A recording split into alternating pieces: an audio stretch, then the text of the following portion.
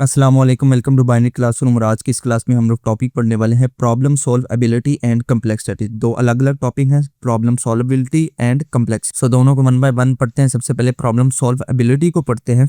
So problem solvability refer to whether a problem can be solve by an algorithm, के क्या आपकी जो given problem है वो किसी न किसी एल्गोरिथम से सॉल्व हो सकती है या नहीं हो सकती, इसको कहते हैं problem solve ability. A problem is solvable if a finite set of step procedure exists that leads to a solution। कि प्रॉब्लम तब सॉल्वेबल होगी जब कोई फाइनाइट सेट ऑफ स्टेप्स या प्रोसीजर उसके ऊपर अप्लाई किया जाए और उसका सोल्यूशन आप तक पहुंचे। फाइनाइट सेट ऑफ स्टेप्स आपको बता चुका हूँ एल्गोरिथम की डेफिनेशन में भी कि लिमिटेड सेट ऑफ स्टेप्स हैं फाइनाइट। जिस तरह 10 स्टेप्स में आपकी प्रॉब्लम सॉल्व होगी, 15 में होगी, 20 में होगी, 50 में होगी, 100 में होगी, 1000 में होगी, यानी कि एक लिमिटेड नंबर ऑफ स्टेप्स के अंदर अगर आपकी प्रॉब्लम जो है वो सॉल्व हो रही है उसको problem solve ability. Problem complexity की तरफ बढ़े। So problem complexity refers to how efficiently a problem can be solve, कि कितनी एफिशिएंटली आपकी प्रॉब्लम सॉल्व हो सकती है, उसको प्रॉब्लम कम्प्लेक्सिटी कहते हैं। कम्प्लेक्सिटी का मतलब होता है पेचीदा, यानी कि मुश्किल चीज।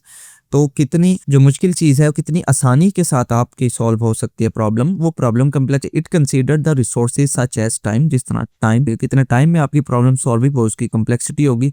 कितनी मेमोरी आपकी प्रॉब्लम को जरूरत थी उसको सॉल्व करने के लिए, तो ये सारी चीजें कम्प्लेक्सिटी में। अब हमारे पास सॉल्वेबल वर्सेस अनसॉल्वेबल प्रॉब्लम है, ये भी आपको उसने पूछा गया था सवाल में। Explain the solvable and unsolvable problem with example, तो कर रहे हैं। So a solvable problem is a problem that can be solved by an algorithm. ऐसी प्रॉब्लम जो इसे एल्गोरिथम के जरिए से सॉल्व हो सकती हो वो सॉल्वेबल प्रॉब्लम होती है। अब कैसी ऐसी प्रॉब्लम होगी जो कि क्लियरली डिफाइंड होंगी, जिनके लॉजिकल प्रोसीजर आपको फॉलो करने होंगे, यानी कि 10 प्रोसीजर हैं, 12 हैं, जितने भी लिखे गए होंगे आपने उसको फॉलो करके आपने उसको सॉल्व कर दिया, वो सॉल्वेबल प्रॉब्लम है। अ गारंटीड रिजल्ट, उसका कोई ना कोई आंसर निकलता होगा, कोई ना कोई उसका सोल्यूशन निकलता होगा, वो भी सॉल्वेबल प्रॉब्लम होगी। अनसॉल्वेबल प्रॉब्लम ऐसी प्रॉब्लम होगी जो कि किसी एल्गोरिथम से सॉल्व नहीं हो सकती। An unsolvable problem is a problem for which no algorithm can be created, जिसका कोई ना कोई एल्गोरिथम नहीं हो दैट सॉल्व द प्रॉब्लम, जो सॉल्व करे for all possible case put, किसी भी। They often involve situation,